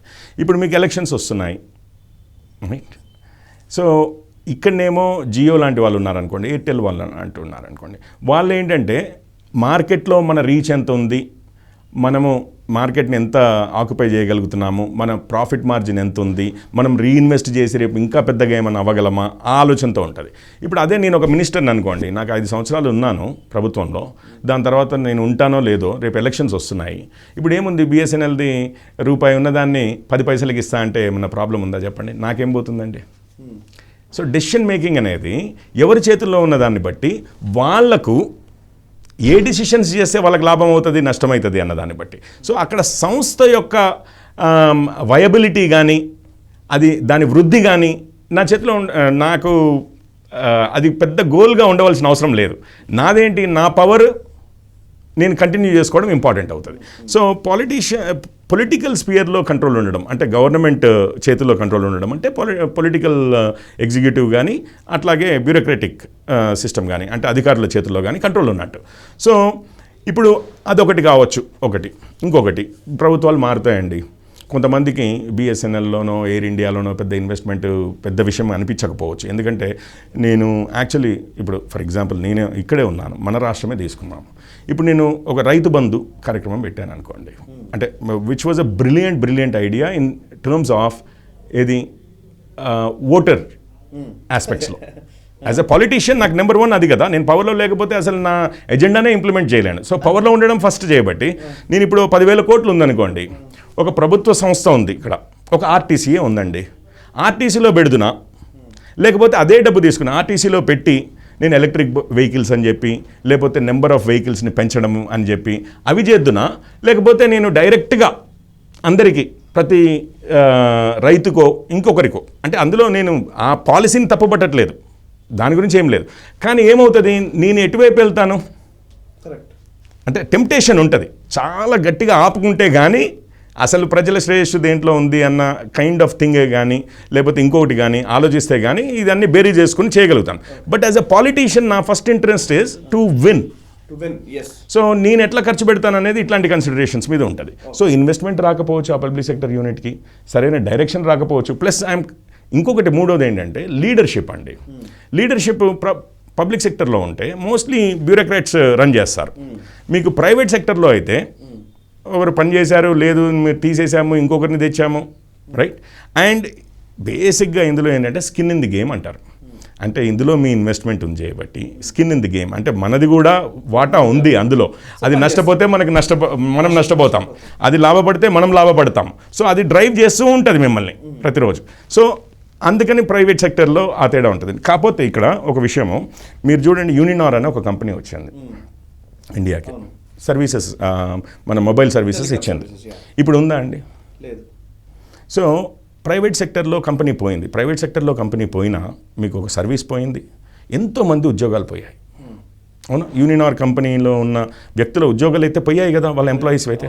యువతల బిఎస్ఎన్ఎల్ ఉంది. బిఎస్ఎన్ఎల్ కూడా అట్లాగే వాళ్ళు ఎందుకు షట్ ఆఫ్ చేశారు, ఎందుకంటే అక్కడ నష్టాలు వస్తున్నాయి కాబట్టి. ఇప్పుడు బిఎస్ఎన్ఎల్ అట్లాగే ఉంది. మనం బిఎస్ఎన్ఎల్ ఇప్పుడు కేసీఆర్ గారే కావచ్చు, నేనే కావచ్చు, మీరే కావచ్చు, బిఎస్ఎన్ఎల్ ఎంప్లాయీస్ గురించి మనం ఇది చేస్తున్నాం కదా. మరి యూనినార్ ఎంప్లాయీస్ సంగతి ఏంటండి? వారు మన దేశ పౌరులే కదా, మన వాళ్ళే కదా వారు కూడా. సో ప్రైవేట్ సెక్టర్లో ఏమవుతుందంటే ఈ డెసిషన్స్ క్విక్ అవుతాయి. ఒకవేళ అవుతుంది ముయ్యాలన్నా, తెరవాలన్నా, లేకపోతే డే టు డే చేంజెస్ చేసుకోవాలన్నా కానీ ప్యూర్లీ ఆ సంస్థ యొక్క ఇంప్రూవ్మెంట్ గురించి గోల్ పెట్టుకుని మనము ఆ డెసిషన్ చేస్తాం. పబ్లిక్ సెక్టర్లో ఏంటంటే నేను అన్నాను కదా, పొలిటికల్ ఇన్ఫ్లుయెన్స్ ఉంటుంది, బ్యూరోక్రటిక్ ఇన్ఫ్లుయెన్స్ ఉంటుంది, రేపు ఎలక్షన్స్ దాని మీద బట్టి ఉంటుంది, ఫండింగ్ ప్రయారిటీస్ డిఫరెంట్ ఉండొచ్చు, మనం ఈ విధంగా చేద్దామా ఆ విధంగా చేద్దామని ఇట్లాంటివి ఎన్నో కారణాల వల్ల పబ్లిక్ సెక్టర్ ఒక్కోసారి ఇది అవుతుంది. ప్లస్ ఇంకొకటి మీరు అన్నట్టుగా ఎంప్లాయ్మెంట్ గ్యారంటీడ్ ఎంప్లాయ్మెంట్ అండి. Guaranteed employment has its own, మనం ఇన్సెంటివైజ్ చేయడం అనేది. ఎంప్లాయ్మెంట్ గ్యారంటీడ్ ఉండడమే కాదండి పబ్లిక్ సెక్టర్లో. మీరు ఇప్పుడు ఒక ఎంప్లాయీగా మీరు పబ్లిక్ సెక్టర్లో జాయిన్ అయ్యారు, మీరు ఎక్సలెంట్ రిజల్ట్స్ తీసుకొస్తున్నారు, కానీ అక్కడ రివార్డ్ చేయగలిగే ఇవి కూడా వాళ్ళకు ఆ సదుపాయాలు లేవు, అంటే అవకాశం లేదు. మీరు సడన్గా ఇప్పుడు డబుల్ ప్రమోషన్ ఇవ్వగలరు ఎవరికైనా ప్రభుత్వంలో ఎంప్లాయీ? ఇవ్వలేము. ఒక లిమిట్స్ ఉంటాయి, ఒక ప్రాసెస్ ఉంటుంది, అది అట్లా నడుస్తూ ఉంటుంది. ఈరోజు ప్రభుత్వ రంగంలో మీరు ఈరోజు జాయిన్ అయ్యారంటే రిటైర్ అయ్యే రోజు ఏముంటుందో శాలరీ అన్నట్టుగా క్యాలిక్యులేట్ చేయొచ్చు అని చెప్తుంటారు నార్మల్గా. సో మీరు ఎక్కువ పని చేసినా, తక్కువ పని చేసినా, మంచిగా చేసినా, చెడుగా చేసినా, అంటే ఏం చేసినా కానీ మీకు ఎటువంటి ఇటు పనిష్మెంట్ కానీ, అటు ప్రైజ్ కానీ, లేకపోతే బెనిఫిట్స్ కానీ డైరెక్ట్గా లింక్డ్ లేనప్పుడు సో మీ ప్రయారిటీస్ దానికి తగ్గట్టుగా ఉంటాయి కదా. అదే ప్రైవేట్ సెక్టర్లో ఆ ఫోకస్ ఉంటుంది. అవును, కరెక్ట్. మీరు అన్నట్టు ఇప్పుడు యూనియన్ఆర్లో చాలామంది ఉద్యోగాలు పోయి ఉంటాయి, కానీ యూనియన్ఆర్ నుంచి చాలామంది వేరే వేరే కంపెనీలో సేమ్ లైక్ ఎయిర్టెల్లోనో లేకపోతే ఇంకో సేమ్ కాంపిటేటివ్ వరల్డ్లోనే అదే దాంట్లో ఇంకో దాంట్లోకి వెళ్తారు. బేసికల్లీ ఏంటంటే అండి, మనము ఒక సెక్టర్ ఎంత డెవలప్ అవుతుందనేది చూడాలి కానీ ఒక ప్రభుత్వంగా. ఎందుకంటే మనకు అందరు పౌరులకి ఎంత ఎక్కువ మంది పౌరులకి ఎక్కువ బెనిఫిట్ అవ్వడం అనేది గవర్నమెంట్ యొక్క ఇది ఉద్దేశం, లక్ష్యం అది ఉండాలి. అంటే ఎంత ఎక్కువ మందికి బెనిఫిట్ చేయగలిగితే అంతమందికి, ఎంత ఎక్కువ బెనిఫిట్ చేయగలిగితే అంత బెనిఫిట్ చేయడం అనేది గవర్నమెంట్ లక్ష్యం. సో ఒక సెక్టర్ డెవలప్ అయింది అనుకోండి, టెలికాం సెక్టర్ ఉట్టి బిఎస్ఎన్ఎల్ ఉన్నప్పుడు 1,00,000 మంది ఎంప్లాయీస్ ఉన్నారనుకోండి బిఎస్ఎన్ఎల్. ఇది ఈరోజు జియో, ఎయిర్టెల్ ఇవన్నీ వచ్చిన తర్వాత మనకి సర్వీసెస్ ఇయ్యాయి. కామన్ పౌరులం మనం ఆ రోజు ఏం చేసేవాళ్ళము, అప్లికేషన్ చేసుకుని పెట్టుకుని ఒక 2 సంవత్సరాలు వెయిట్ చేసి, 6 నెలలు వెయిట్ చేసి, అప్పుడేదో టెలిఫోన్ వాడి కనెక్షన్ ఇచ్చి, అది ఎందువల్ల అని అంటే ఆ రోజు వాళ్ళు కూడా ఉన్న టెక్నాలజీతో వాళ్ళు ముందుకు వెళ్ళగలిగేవారేమో, ఇంకొక 2,00,000 మందిని హైర్ చేసి ఇదంతా చేయాలి అంటే. కానీ డబ్బులు కావాలి గవర్నమెంట్ దగ్గర. ఇప్పుడు అది ఓపెన్ చేసినప్పుడు ఏమైందంటే మీలాంటి వాళ్ళు, నాలాంటి వాళ్ళు, అంటే ఆ లెవెల్ కాకపోయినా మనము ప్రైవేట్ ఇండివిజువల్స్ ఏం చేశారు, వాళ్ళు మనోళ్ళు అంబానీలు, అదానీలు అని చెప్పి మాట్లాడుతూ ఉంటారు, టాటాలు, బిర్లాలు అని చెప్పి, ఎవరైనా కావచ్చు, వాళ్ళు తీసుకొచ్చి వాళ్ళ సొంత డబ్బు పెట్టి ఇన్వెస్ట్ చేసి ఇది చేశాం. సో ఇప్పుడు ఏమవుతుందంటే అండి, ఎక్కడనో అందులో నుంచి లాభాలు ఏదో గుంజుకుపోతున్నారు అన్న టైప్లో. మీ దగ్గర భూమి ఉందండి, ఒక 2 ఎకరాలు ఉంది, మీరు ఇన్వెస్ట్మెంట్ సరిగ్గా చేయలేక యూరియా వేయలేకపోతున్నారు, అడుగు మందులని వేయలేకపోతున్నారు, ఇట్లాంటిది ఉందనుకోండి, ఏదో 2 బస్తాలు అవుట్పుట్ వస్తుంది, రైట్? ఇప్పుడు ప్రైవేట్ ఎవరో మీ ఇంటి పక్క ఆయన వచ్చేసి, అది కాదు సాయి గారు, నా దగ్గర 10,000 ఉందండి, ఇన్వెస్ట్మెంట్ పెడతాను, అందులో యూరియా వేద్దాము, అడుగు మందు వేద్దాము, లేకపోతే వీడ్ కిల్లర్స్ వేద్దాము, ఏదో ఒకటి ఇదంతా చేద్దాము అని చెప్పి చేశారు. 20 బస్తాలు వచ్చిందనుకోండి ఫర్ ఎగ్జాంపుల్ అవుట్పుట్. ఇప్పుడు అందులో మీరిద్దరు సగం సగం అనుకున్నారు. ఇప్పుడు ఆయన 10 బస్తాలు తీసుకెళ్తున్నాడు అని అంటే అది లాభాల్లో ఏదో సంపాదించేసుకున్నాడు, 10 బస్తాలు తీసుకెళ్తు, అసలు అది లేకుండింది కదండి అంతకుముందు రోజు, అంతకుముందు లేనే లేదు కదా, అది ఇంకో అంతకుముందు లేనే లేదు. 2 బస్తాలే వచ్చేది, లేకపోతే 5 బస్తాలే వచ్చేది, 10 బస్తాలే వచ్చేది మీకు. అది 40 అయింది ఈరోజు, మీకు 20 వచ్చింది, ఆయనకి 20 వచ్చింది. అందులో 10 బస్తాల మందం ఆయన ఇన్వెస్ట్మెంట్ కూడా చేశాడు. కానీ ఇప్పుడు మనం ఆయనకు వచ్చిన 10 బస్తాల లాభం గురించి మాట్లాడుతున్నాం ఎప్పుడు కూడా. కానీ బట్ మన వ్యవస్థ మొత్తము, అంటే దేశం మొత్తము జీడిపి పెరిగింది, ఉత్పత్తి పెరిగింది కదా మనది, ఉన్న రిసోర్సెస్ తోటే మనం పెంచుకున్నాం.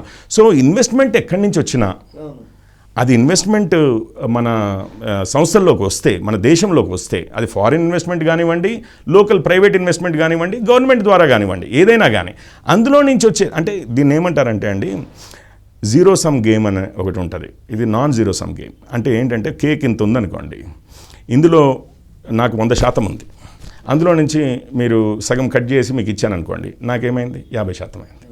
అదే మీకు 10% ఇచ్చాను అనుకోండి, నాకేమవుతుంది 90% ఉంటుంది. దీన్ని జీరో సమ్ గేమ్ అంటారు. అంటే మొత్తం రెండు కలిపితే 100% అవ్వాలి కదా. మీకు ఎక్కువ వస్తే నాకు తక్కువ అవుద్ది, నాకు తక్కువ వస్తే మీకు ఎక్కువ అవుద్ది. కానీ బిజినెస్ ఎన్వైరన్మెంట్ అనేది అట్లా పనిచేయదండి. ఎకానమీస్ అనేవి అట్లా పనిచేయవు. ఇప్పుడు ఏమవుతుంది అని అంటే, మీరు ఇన్వెస్ట్ చేశారు. ఇప్పుడు ఇంతకుముందు ఎగ్జాంపుల్లోనే చూపించాను. ఒక ఫార్మర్ ఉన్నారు, ఇంటి పక్కన మీరున్నారు, మీరు ఆ 10,000 ఇన్వెస్ట్ చేశారు. మీరు ఏం చేశారు? ఇద్దరూ కలిసి ఆ కేక్ని పెద్దది చేశారు. ఇంతకుముందు 100 గ్రాములు ఉన్న కేక్ని ఇప్పుడు 1 కిలో కేక్ చేశారు. అందులో మీరు సగం తీసుకుని ఉండొచ్చు కాక 500 గ్రాముల కేక్ మీకు వచ్చింది, ఆయనకి 100 గ్రాముల నుంచి ఇంకో 400 గ్రాములు పెరిగింది. సో మామూలుగా మనుషులు ఏం చేస్తారంటే, వీళ్ళంతా ఈ డిఫైన్ చేసేది ఈ సిచ్యువేషన్ ఎట్లా చూపిస్తారంటే, ఏదో ప్రైవేట్ సెక్టర్లో వాళ్ళేదో సంపాదిస్తే అంటే పబ్లిక్ సెక్టర్ వాళ్ళు నష్టపోతారు అన్న టైప్లో ఇది చేస్తారు. కాదు, ఎకానమీ పెరుగుతుంది, ఇంకెంతో మందికి అవకాశాలు వస్తాయి, ఉద్యోగాలు వస్తాయి, బెటర్ పేయింగ్ జాబ్స్ వస్తాయి. ఈరోజు మీరు ఒక విషయం చెప్పండి, మీరు ప్రతి సెక్టర్లోనండి లేబర్ లాస్ అన్నీ ఏవైతే ఉన్నాయో ప్రతి సెక్టర్లో కూడా ఏముంటుంది అని అంటే, ప్రప్రథమంగా ఒక లేబర్ అంటే ఒక ఎంప్లాయీని తీసేయాలంటే ఒక పెద్ద ప్రాసెస్ ఉంటుంది, రైట్? ఎంప్లాయీని కాపాడేది ఉంటుంది. మీకు ఇన్ఫర్మేషన్ టెక్నాలజీ కంపెనీస్ ఉంటాయి కదా, అక్కడ పరిస్థితి ఎట్లా ఉంటుందో తెలుసా మీకు? ఎంప్లాయీని బతిమలాడుకుంటూ ఉంటారు. బాబాబు ఎందుకు వెళ్తున్నావు, ఏం చూడు, ఎప్పుడో ఒకసారి అయితే తప్పించి. అంటే ప్రైవేట్ సెక్టర్లో ఆర్ ఈవెన్ ఏ సెక్టర్లో అయినా కాంపిటీషన్ ఉంటుంది చేయబట్టి, టాలెంట్కి కూడా కాంపిటీషన్ ఉంటుందండి. ఇఫ్ యూ హ్యావ్ టాలెంట్, కాకపోతే అక్కడ పర్ఫార్మెన్స్ని బట్టి ఉంటుంది. మీరు ఇప్పుడు 15% నుంచి 16% ఏదో చర్న్ రేట్ ఉంటుంది అంటారు. అంటే ఎవ్రీ ఇయర్ 15% ఆఫ్ ఎంప్లాయీస్ ఇప్పుడు మన ఐటీ సెక్టర్లో పెద్ద కంపెనీస్లో ఆ రేంజ్లో మారుతూ ఉంటారనమాట. ఇప్పుడు వారి హెచ్ఆర్ ప్రథమమైనటువంటి ఇదేంటి తెలుసా? దాన్ని 1% ఈ సంవత్సరం తగ్గించగలమా? తగ్గిస్తే అది ఎంతో తేడా వస్తుంది అనమాట. అంటే 15 మంది 100లో 15 మంది ఈసారి రిజైన్ చేసే బదులు ఒక్కనన్నా ఎక్కువ ఉంచగలిగితే 14 తీసుకురాగలిగితే చాలా బెనిఫిట్ అయ్యామనుకుంటాం. అంటే ఇక్కడ చూడండి, డిమాండ్ అండ్ సప్లై, రైట్? మీరు ఎకానమీ పెరుగుతున్నా కొద్దీ ఉద్యోగ అవకాశాలు. నాకు ఒక ఎగ్జాంపుల్ చెప్తాను సార్. నేను ఇప్పుడు మీరు చాలా పెద్ద పెద్ద కంపెనీల్లో లైక్ ప్రభుత్వ రంగ సంస్థల్లో ఉద్యోగాలు అని చాలామంది అంటారు. కానీ ప్రభుత్వ రంగ సంస్థల్లో ఉద్యోగాలు దొరకకపోయినా పర్వాలేదు, ఒక పెద్ద దిగ్గజమైన కంపెనీలో, ఏ టాటా కంపెనీలో లేదా ఏ బిర్లాలోనో లేకపోతే ఏ రిలయన్స్లోనో ఒక మంచి ఉద్యోగం దొరికితే జీవితం సెటిల్ అయిపోయింది అనుకునే వాళ్ళు కూడా ఉన్నారు పర్ఫెక్ట్గా. అంటే అది కూడా మంచి శాలరీస్ అవన్నీ ఉన్నాయి. సో ఇప్పుడు దీని నుంచి ఇంకొక అంశంలోకి వెళ్దాం సార్ మనము. సరే, ఇప్పుడు కేసీఆర్ మాట్లాడాడు అనే దానికి కేసీఆర్కి కౌంటర్ ఇవ్వడం కంటే లేదా భారతీయ జనతా పార్టీ వాళ్ళు లేకపోతే వాళ్ళు చూస్తారు. బట్ వేరే ప్రజలకు అర్థం కావాలని మనం మాట్లాడుతున్నాం. ఇవన్నీ ప్రజలకు అర్థం చేయించాల్సిన అంశాలు ఏంటి అని అంటే, ప్రభుత్వ రంగ ప్రైవేటు భాగస్వామ్యం లేదా పీపీపీ మోడల్ కానీ లేకపోతే ప్రైవేటైజేషన్ చేయడం కానీ, ఈ అంశాల గురించి కొంచెం మాట్లాడదామని. సో ఇప్పుడు రైల్వేస్ గురించి కూడా ఆయన మాట్లాడారు. సో ఇండియన్ రైల్వేస్ ప్రపంచంలోనే నిజంగా చెప్పాలంటే చాలా గొప్పనైన సంస్థ ఇది. అమెరికా తర్వాత చైనా తర్వాత రష్యా, ఆ తర్వాత ఇండియన్ రైల్వేసే ఉన్నాయి. సో భారతీయ రైల్వేని తెగనమ్మాలని చూస్తున్నారు అని ఒక చాలా పెద్ద మాటనే ఆయన మాట్లాడారు. అండ్ ఈవెన్ మోదీ గురించి ఆయన కోట్ చేస్తూ చాయ్ పే చర్చ అని చెప్పే వ్యక్తి, అదే రైల్వే స్టేషన్లో టీలు అమ్ముకున్నారని చెప్పే వ్యక్తి అదే రైల్వే స్టేషన్లోనే అమ్మేస్తున్నారు అనే ఒక పెద్ద స్టేట్మెంట్ ఇచ్చారు.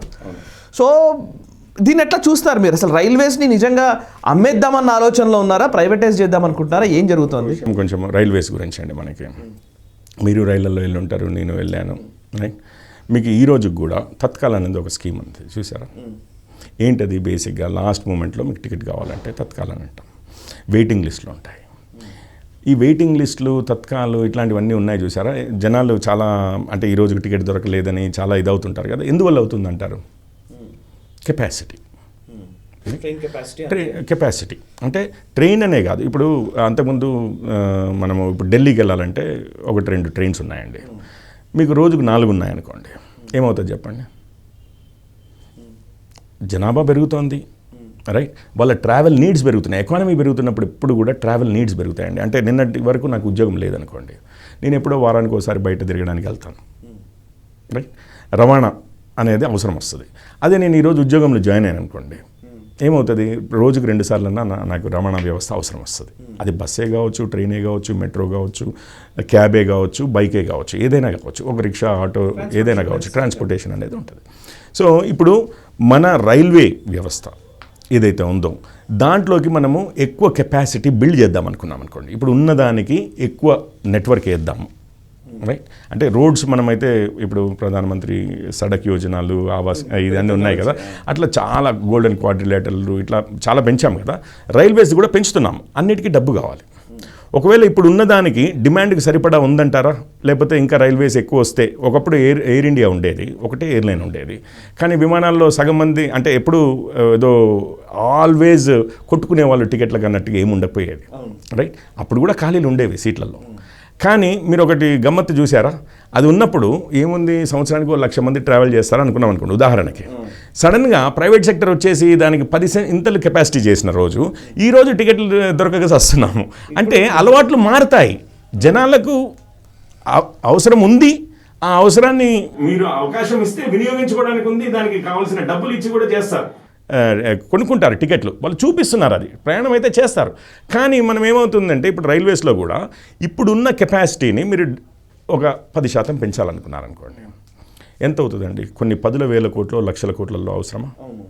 మీరు ఇంకొకటి, రైల్వే స్టేషన్స్కి వెళ్ళుంటారు చాలాసార్లు చిన్నప్పుడు. నేను ఈ మధ్య వెళ్ళలేదు కానీ ఒక ఫ్యూ ఇయర్స్ బ్యాక్ ఇది కొన్ని స్టేషన్స్లో మనం స్టేషన్లో వెళ్ళి రైల్వే ట్రాక్స్ ఉంటాయండి, అందులోకి చూద్దామంటే ఒక్కోసారి మనం ఎప్పుడు పక్కకే చూడడం అవుతుంది. ఎందుకంటే అక్కడే ట్రాక్స్ మీదే టాయిలెట్ వెళ్తూ ఉంటారు, ఇట్లాంటివన్నీ ఉంటాయి. అంటే ఎంటీ చేయడం కానీ ఇట్లాంటిదంతా ఉంటుంది, అన్క్లీన్గా ఉండేది.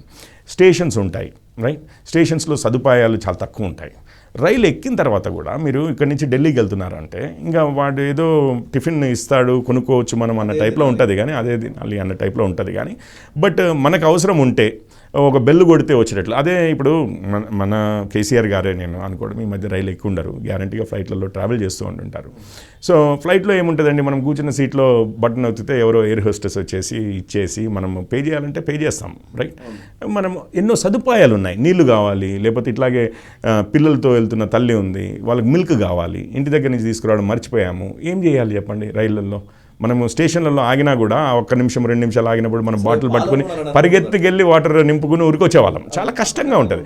ఇప్పుడు ఆ ఇన్ఫ్రాస్ట్రక్చర్ని మనం ఇంప్రూవ్ చేద్దాం అనుకున్నాం అనుకోండి, అంటే స్టేషన్స్ అన్నింటినీ కూడా ఎయిర్పోర్ట్స్ లాగా చేద్దాం అనుకున్నాం అనుకోండి.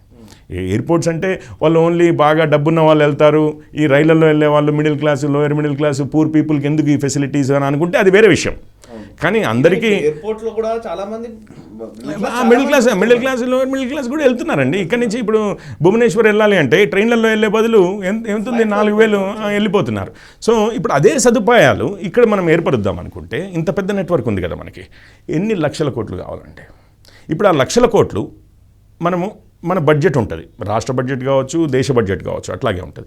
ఆ లక్షల కోట్లు ఎక్కడి నుంచి తీసుకురావాలి? ఎందుకు అని అంటే ఇప్పుడు రైల్వేస్లో మీరు ఎప్పుడైనా టికెట్ ఈ మధ్య తీసుకుంటే దాంట్లో ఏముంటుందంటే మీ టికెట్ ఏదైతే ఉందో మీ ప్రయాణ ఖర్చులో 60% మాత్రమే భర్తీ చేస్తుంది అని ఉంటుంది.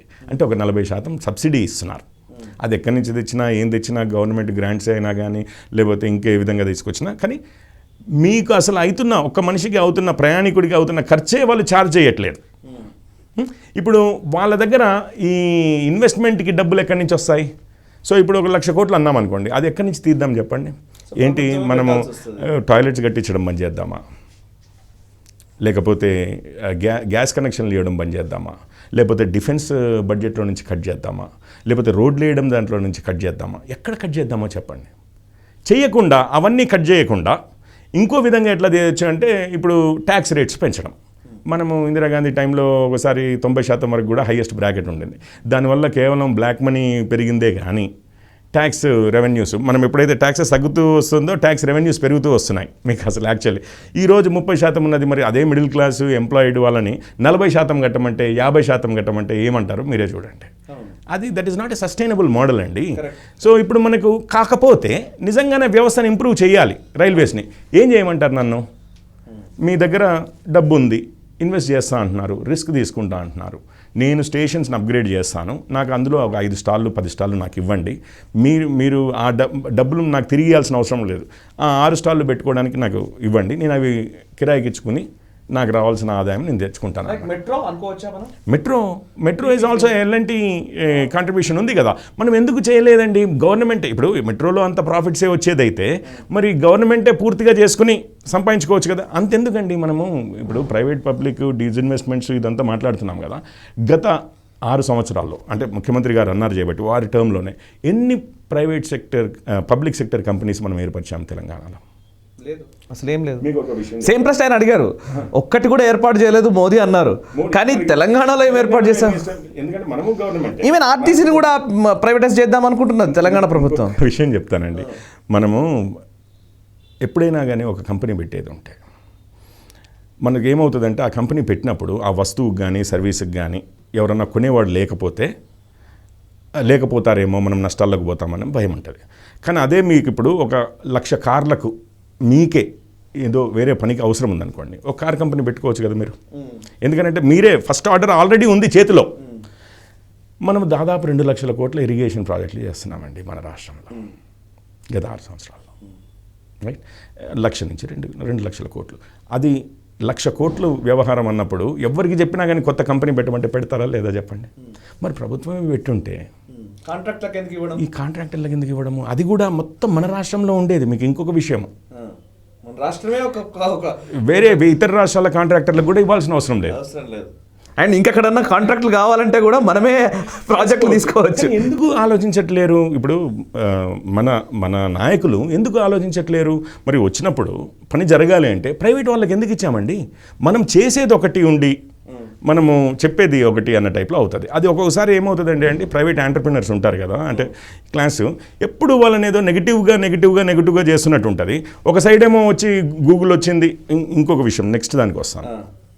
ఒక సైడ్ ఏమో 1,00,000 కోట్లు 2 లక్షల కోట్లు ఖర్చు పెట్టే దాంట్లో అసలు గవర్నమెంట్ ఎందుకు తీసుకుని చేయకూడదండి? That would have been a great PSU, irrigation PSU మనం ఒకటి చేసి ఉంటే నిజంగానే మీరు ఎట్లాంటి టాలెంట్నైనా కానీ 1,00,000 కోట్లు కస్టమర్ రెడీగా ఉన్నాడు అంటే మీరు ఎట్లాంటి టాలెంట్నైనా టెక్నాలజీనైనా ఎక్కడి నుంచైనా ప్రపంచంలో నుంచి తెచ్చుకోవచ్చు. ప్రైవేట్ వాడు తెచ్చింది గవర్నమెంట్ ఎందుకు తెలియదండి? మరి ఎందుకు పెట్టలేదండి మనము? సో వారికి తెలుసు. నేను అనేది ఏంటంటే బోత్ కేసీఆర్ గారికి తెలుసు, కేటీఆర్ గారికి కూడా తెలుసు. ఎందుకంటే ఇంకొక విషయం, సాధ్యం కాదనేది కాదు. ప్రైవేట్ సెక్టర్ అయినా పబ్లిక్ సెక్టర్ దాంట్లో ఉండే కష్టాలు నష్టాలు దాంట్లో ఉన్నాయి. ప్లస్ ఇంకొకటి ఏంటంటే ప్రైవేట్ సెక్టర్ అయినా పబ్లిక్ సెక్టర్ అయినా మనదే అనేది కూడా ఒకటి ఉంది. అది వారికి తెలిసినా కానీ పొలిటికల్ స్పీచెస్లో మాత్రం ఇట్లా చేస్తూ ఉంటారు. ఇంకొక విషయం చెప్తానండి. కేటీఆర్ గారు ఉన్నారు, వారు IT మినిస్టర్ కదా. IT అంటే ఇన్ఫర్మేషన్ టెక్నాలజీ మినిస్టరా, వారు ఇన్వెస్ట్మెంట్ మినిస్టరా? ఎందుకంటే నేను ఎందుకంటున్నానంటే నాకు డౌట్ వస్తూ ఉంటుంది. ఎందుకంటే వారు ఇన్ఫర్మేషన్ టెక్నాలజీ మినిస్టర్ అయితే ఇన్ఫర్మేషన్ టెక్నాలజీని ఎంత ఇంప్రూవ్ చేశాము? ఎన్ని public sector information technology companies మనం స్టార్ట్ చేసిందండి? మరి IT మినిస్టర్ అంటున్నారు. నాకు ఎలాగ అనిపిస్తారంటే వారు ఇన్వెస్ట్మెంట్ మినిస్టర్ అంటారు. ఈరోజు అమెజాన్ వచ్చింది, ఏదో డేటా సెంటర్లు పెడతా ఉంటుంది. సో వాళ్ళు ఇన్వెస్ట్మెంట్ చేస్తున్నారు. టిమ్ కుక్ వచ్చాడు, CEO ఆఫ్ యాపిల్ ఏదో స్టార్ట్ చేస్తామంటున్నారు. ఎన్విడియా వచ్చింది, లేకపోతే మైక్రోసాఫ్ట్ వచ్చింది. ఈవెన్ ఈరోజే కాదు, మొన్న అంతకుముందు చంద్రబాబు నాయుడు గారు ఉన్నా కూడా the claim to fame was Bill గేట్స్తో మాట్లాడాము, బిల్ గేట్స్ వచ్చారు అని చెప్పి కదా. సో మనం ఇన్వెస్ట్మెంట్స్ వస్తున్నాము అన్న విషయాన్ని మనం పెద్దగా పబ్లిసైజ్ చేస్తాము, అదొక గొప్ప విషయం అంటాం. అన్నీ మళ్ళీ ఫారిన్ ఇన్వెస్ట్మెంట్ మనం వచ్చేది. ఇప్పుడు ఫేస్బుక్ వచ్చిందన్నా, గూగుల్ వచ్చిందన్నా, ఇంకెవరు వచ్చారన్నా కూడా, ఊబర్ వచ్చిందన్నా కూడా ఫారిన్ ఇన్వెస్ట్మెంట్స్ తెస్తున్నాము అని చెప్పి దాన్ని మళ్ళీ మీరు చప్పట్లు కొట్టండి అని చెప్తారు. మళ్ళీ యూతల సైడ్ వచ్చేమో అసలు ఈ ఫారినర్స్కి మొత్తం దారాదత్తం చేసేస్తున్నాము ఇప్పుడు ఉందండి. మరి వాళ్ళకి ఇచ్చే బదులు, ఒక ఊబర్కి ఇచ్చే బదులు అసలు మన RTCA, నేను నిజంగా చెప్తున్నానండి, ఏముంది ఊబర్ ఒక యాప్ అండి. RTCA కార్లను ఎందుకు? ఇప్పుడు road transport corporation, right? RTCA అయితే it's not bus transport corporation, road transport corporation. అంటే వాళ్ళు కార్లు బైక్లు కూడా ఇంట్రడ్యూస్ చేయొచ్చు. మరి ఇన్వెస్ట్ చేసి హ్యాపీగా మనము ఒక చిన్న యాప్, ఇది హైటెక్ సిటీ కదా మనది, చిన్న యాప్ తయారు చేసి ఉంటే ఊబర్ లాగా అసలు RTCA 100 కోట్లు 1000 కోట్లు ఏదో సంపాదించగలిగేది కదా. ఫ్యూచర్ అంతా ఇంకెన్ని వేల కోట్లు సంపాదిస్తుందో ఊబర్ ఇక్కడి నుంచి. అదంతా వాళ్ళకి ఇచ్చే బదులు వాళ్ళు వచ్చారని చెప్పి మళ్ళీ మనం చప్పట్లు కొట్టుకుని అదేదో జేజేలు బలిగించుకుని, అంటే వాళ్ళని తీసుకొచ్చామని చెప్పి అట్లాంటివి చేసే బదులు మన స్టేట్ ఎందుకు చేయకూడదండి? అంటే నేను అనేది ఏంటి అంటే ఇదంతా వారికి తెలియక కాదు, వారికి కూడా తెలుసు. ఇప్పుడు కేటీఆర్ గారు అమెరికాలో ఉన్నారండి, రైట్? ఇప్పుడు ఎందుకు పోయాము అమెరికాకి? ఎవరైనా ఇల్లుంటే, నేను ఉన్నాను అక్కడ ఒక దశాబ్దం పైగా. ఎందుకు పోయాము? అక్కడ అవకాశాలు ఉన్నాయి. అండ్ ఎక్కడ పనిచేసాము? అక్కడ అంత ప్రైవేట్ సెక్టర్లోనే పనిచేసాము. ఈరోజు వచ్చి మళ్ళీ అదే ప్రైవేట్ సెక్టర్ని, అంటే అమెరికాకి వెళ్ళిందే అది బాగుందని చెప్పి, కానీ మళ్ళీ వచ్చేసి ఇక్కడ అవకాశాలు పెరిగాయనే వచ్చాం మేమైతే, ఒక విధంగా చెప్పాలంటే. అంటే ఫ్యామిలీ ఫ్రెండ్స్ వీళ్ళందరూ ఉన్నారనేది ఒక కారణమైనా ఇక్కడ అసలు ఉద్యోగానికి అవకాశం లేకపోయి ఉంటే రాగలిగే వాళ్ళం కాదు కదా. ఇక్కడ ఆపర్చునిటీ ఉందనే కదా కేటీఆర్ గారు అయినా వాపస్ వచ్చింది. అంటే వారికి తెలియదని వేరే అనుకోండి, బట్ ఎనీవే ఆపర్చునిటీ ఉందనే వచ్చారు కదా. వచ్చినప్పుడు మళ్ళీ మనం అంత చూసొచ్చి అంత చేసి వచ్చి ఏది నిజము ఏది కాదు అని మనకు తెలిసి మళ్ళీ బయటికి జస్ట్ ఫర్ అన్ ఆర్గ్యుమెంట్ ఇట్లా మాట్లాడడం అనేది it still I don't think it makes. Sir మీరు అమెరికా అన్నారు కాబట్టి ఇప్పుడు రైల్వేస్, ఇండియన్ రైల్వేస్ విషయంలోనే ఆయన కేసీఆర్ చెప్పింది ఏంటంటే అమెరికా, చైనా, రష్యా అండ్ తర్వాత ఇండియానే ఉంది. ఇండియా రైల్వేస్ విషయంలో అంత గొప్ప రైల్వేస్ ఇది అని చెప్తున్నారు. అమెరికా అన్నారు కాబట్టి మీరు అమెరికాలో రైల్వేస్ ప్రైవేట్ సెక్టర్లో స్టార్ట్ అయ్యాయండి. మొత్తం ప్రైవేట్ సెక్టర్లో స్టార్ట్ అయ్యాయి. అసలు ప్రభుత్వం మీరు అది ఏ పుస్తకం చదవాల్సిన అవసరం లేదు. కొన్ని వెస్టర్న్స్ అని మూవీస్ ఉంటాయి కదా, ఇప్పుడు కౌబాయ్ మూవీస్ ఉంటాయి. సమ్ ఆఫ్ దెమ్ చాలా వాటిల్లో కూడా ట్రైన్ ట్రాకింగ్ గురించే స్టోరీ ఉంటుంది అనమాట. సో ఆ ట్రైన్ ట్రాకింగ్ కమ్యూనిటీస్ ఇట్లాంటివి, ఆ చుట్టుపక్కల అయ్యే విషయాలు అన్న టైప్లో మొత్తము అక్కడ చాలా ప్రైవేట్ సెక్టర్ ఎక్కువ రోల్ అండి. ఏ విషయంలో తీసుకున్నా, ఎయిర్లైన్సే తీసుకున్నా. ఇంకొక విషయం మాట్లాడతాను, ఎయిర్లైన్స్, రోడ్ ట్రాన్స్పోర్టు, ఇది రైల్వేస్లో ఉన్న యునీక్ క్వాలిటీ అనేది ఏమి లేదు. కోర్స్ ఎక్కువ ల్యాండ్ ఉంటుంది ఎందుకంటే ట్రాక్ అంతా వేసుకుపోవాలి అని చెప్పేసి, బట్ అదే ఉంది. ఇవన్నీ కాదండి అసలు. ఫస్ట్ ఆఫ్ ఆల్ నాకు ఇంకొక విషయం అనిపిస్తుంది, ఎందుకంటే కొంచెము ఈ ప్రైవేట్ పబ్లిక్ది వచ్చినప్పుడు మీరు దేశం యొక్క అంటే లాభాలని ఏదో ప్రైవేట్ వాళ్ళకి ఇచ్చేస్తున్నామంటారు, కానీ మన ప్రభుత్వమే అసలు అన్ని వనరుల కన్నా ప్రైమార్డియల్ అంటారు, అంటే మొట్టమొదటిగా ఉన్న వనరు ల్యాండ్ అండి. ఎలిమెంట్స్, ల్యాండ్, వాటరు, ఎయిర్, భూమిలో ఉన్న ఖనిజాలు, రైట్. ఇప్పుడు మన రాష్ట్ర ప్రభుత్వం, ఇప్పుడు మీరు ఏదో సంస్థలో కొన్ని షేర్లు అమ్మామనేది ఒక ఎత్తు అయితే, రాష్ట్ర ప్రభుత్వం టిఎస్ఐఐసి అని ఒకటి ఉంటుంది కదా, ఇండస్ట్రియల్ ఇన్వెస్ట్మెంట్ ఇన్ఫ్రాస్ట్రక్చర్ కార్పొరేషన్ అని ఒకటి.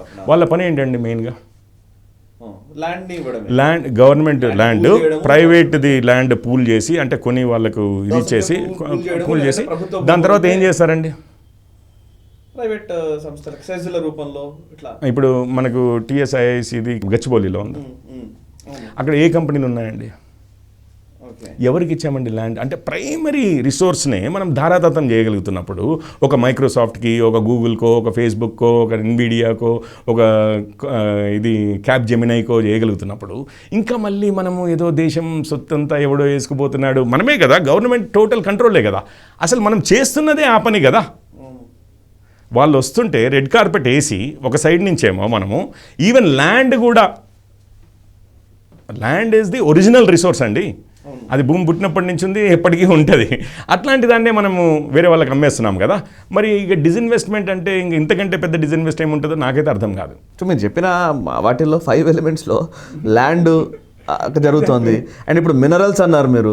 ఈవెన్ మినరల్స్ కూడా ఇప్పుడు ఐరన్ ఓర్ కంపెనీలు ఇవన్నీ ప్రైవేట్ కంపెనీస్కి ఇస్తున్నారు లీజ్కి. అంటే అండి ఇప్పుడు ఐరన్ ఓర్ ఉందనుకోండి, మనం ప్రజలం ఉన్నాము, దాన్ని మనం వెతికి తీయలేక, ఆ టెక్నాలజీ లేకనో, ఆ డబ్బు లేకనో ఏదో ఉందనుకోండి, మన దగ్గర ఆస్తి ఉంది. ఇప్పుడు మీ దగ్గర కోహినూర్ డైమండ్ ఉంటే ఏమవుతుంది తెలుసా, మీరు దాన్ని తినలేరు, ఇది చేయలేరు. ప్లస్ మీ దగ్గర ఉందని తెలిస్తే 100 మంది దాన్ని చోరీ చేయడానికి లేకపోతే మిమ్మల్ని చంపైనా తీసుకెళ్ళడానికి రెడీ అవుతారు.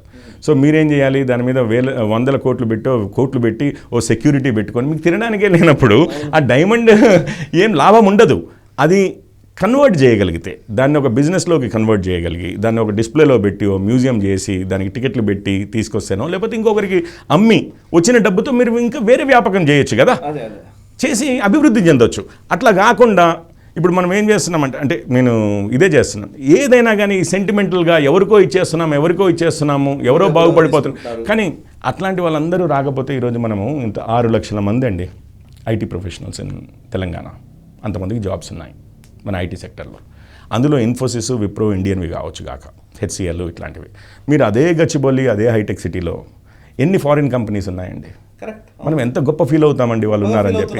వాళ్ళు తెచ్చి ఒక 1000 కోట్లు పెట్టి ఇన్వెస్ట్మెంట్ పెడితే మనం ఉత్పత్తి అక్కడి నుంచి చేసి మనం ఎక్స్పోర్ట్ చేస్తున్నాం కదా. టెక్నాలజీ నేర్చుకుంటున్నాము, టెక్నాలజీ ట్రాన్స్ఫర్ అయింది, కెపబిలిటీస్ పెరిగాయి, మనం ఎక్స్పోర్ట్స్ చేస్తూ మనం ఎక్కువ సంపాదించుకుంటున్నాం. వాడు ప్రాఫిట్లు ఎంతైతే తీసుకుంటున్నాడో దానికన్నా మిగిలిన వాళ్ళము మనం ఇంకా ఎక్కువ సంపాదించి మనం ప్రాఫిటబుల్. సో సేమ్ థింగ్ మళ్ళీ ఇప్పుడు ఎల్ఐసిలో కూడా దీన్ని అప్లై చేయాలా, లేకపోతే ఏంటి?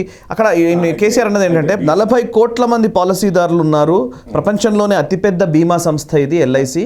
సో ఇట్లాంటి ఎల్ఐసిని నిర్వీర్యం చేయడం ఏంటి, దీన్ని ప్రైవేటైజ్ చేయడం ఏంటి అని అడుగుతున్నారు ఆయన. సో ఎల్ఐసి కూడా ఇట్లాంటి వ్యవస్థలోనే మనం చూడాలా, లేకపోతే వారు 2 ఉన్నాయండి. ఒకటేమో బిఎస్ఎన్ఎల్, ఎగ్జాంపుల్ చెప్పారు. రైల్వేస్లో మీకు తెలుసు ఓన్లీ ఎక్స్ట్రా కెపాసిటీని బిల్డ్ చేయడానికి ప్రైవేట్ వాళ్ళని ఎలో చేస్తున్నారు వాళ్ళు రావడానికి. అదే ఏమీ లేదు, గవర్నమెంట్ ఉన్నది గవర్నమెంట్ దగ్గరే ఉంది, ఇంకా ఎక్స్ట్రా కెపాసిటీ ప్రైవేట్ వాళ్ళని యాడ్ చేద్దామంటే.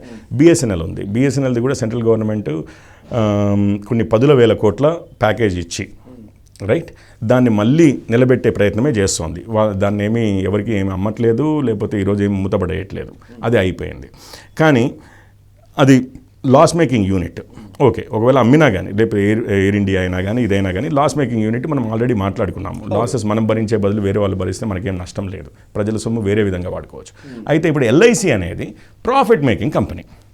దీంట్లో నుంచి ఎందుకు షేర్లు వేరే వాళ్ళకి అమ్మాలి అని అంటే ఒకటేమో కెపాసిటీ అండి, you can bring in money ఒకటి రైట్. ఇప్పుడు 1,00,000 కోట్లే ఉందనుకోండి దాని క్యాపిటల్, ఇంకో 1,00,000 కోట్లు ఎవడన్నా తెస్తానంటే మన ఇద్దరిది కలిపి మీకు 50 నాకు 50 అవుద్ది, కానీ కంపెనీ మాత్రం 2,00,000 కోట్లు, మీకేం నష్టం రాలేదు. లేకపోతే కాకపోతే ప్రాఫిట్ మేకింగ్ కంపెనీ ఆల్రెడీ ఉన్నప్పుడు దాన్ని ఎందుకు అమ్మడము అని అంటారు. ఇందులో ఒక్కటే ఫండమెంటల్ థింగ్, లాస్ మేకింగ్ది అమ్ముదామని చూస్తేనేమో ఎవడు కొనేవాడు లేడు. అంటే మీ షేర్ వాల్యూ పూర్తిగా తగ్గినప్పుడు దాన్ని అమ్మ చూసామనుకోండి, ప్రజలు ఇంత ఇన్వెస్ట్మెంట్ పెట్టారు కదా ఎల్ఐసిలోకి, అంటే ప్రభుత్వం పెట్టిందంటే ప్రజల సొమ్మే కదా, మీరు ఎప్పుడు అమ్మ చూస్తారండి? కొంచెం మంచి రేట్ ఉన్నప్పుడే కదా అమ్మ చూసేది. ఒకవేళ అంటే ఇది ఎసెన్షియల్ సర్వీస్ అనుకుంటేనేమో ఒకవైపు, ఇప్పుడు ఇన్సూరెన్స్లో కూడా చాలా కాంపిటీషన్ వచ్చింది, చాలా ప్రైవేట్ సెక్టర్ వాళ్ళు కూడా ఇస్తున్నారు కదా, మనం పార్ట్నర్స్ని తీసుకొచ్చామనుకోండి, అంటే పూర్తిగా అమ్మేయట్లేరు ఎల్ఐసిని కూడా, ఒక పార్ట్ ఆఫ్ ఇట్ ప్రైవేట్ వాళ్ళని తీసుకురాగలిగితే వాళ్ళ ఇన్వెస్ట్మెంట్స్ వస్తాయి. ప్లస్ అదే కాదండి, ఇప్పుడు LIC largest in India, why can't it go to, అంటే అమెరికాలో ఎందుకు ఓపెన్ చేయకూడదు ఎల్ఐసిని? ఇంకా విస్తృతపరచచ్చు, చేయాలి కదా. ఎప్పటికీ మనము మన దేశం గురించి ఆలోచిస్తామా? ఇప్పుడు గూగుల్ ఇక్కడికి వచ్చాడు, మనం అక్కడికి ఎందుకు వెళ్ళకూడదండి? ఎవరితో వెళ్తాము? చిన్న చిన్న కంపెనీలో వెళ్ళము. నిజంగానే పెద్ద జైంట్స్ ఉంటాయి కదా, ఎస్బీఐ ఉంది, ఇది ఉంది, ఫర్ ఎగ్జాంపుల్ ఎల్ఐసి ఉంది, ఇట్లాంటి కంపెనీస్తో ఓఎన్జీసీ ఉంది, ఎట్లాగో వాళ్ళు వీటి కోసం వెళ్తూనే ఉంటారు. సో ఎల్ఐసిని అసలు ప్రపంచం మొత్తము ఎక్స్పాండ్ చేయగలిగితే మనమే కదా. ఇప్పుడు వాళ్ళు ఏదో వచ్చి మన డబ్బులు వేసుకుపోతారనే బదులు మనం కూడా వెళ్ళి అక్కడి నుంచి తీసుకురావచ్చు కదా. మన ఫ్యూచర్ ఎక్కడ ఉంది అంటే వాళ్ళెవరో వచ్చి మన దగ్గర నుంచి ఏదో తీసుకుని వెళ్తారు అన్న భయంలో కాదండి.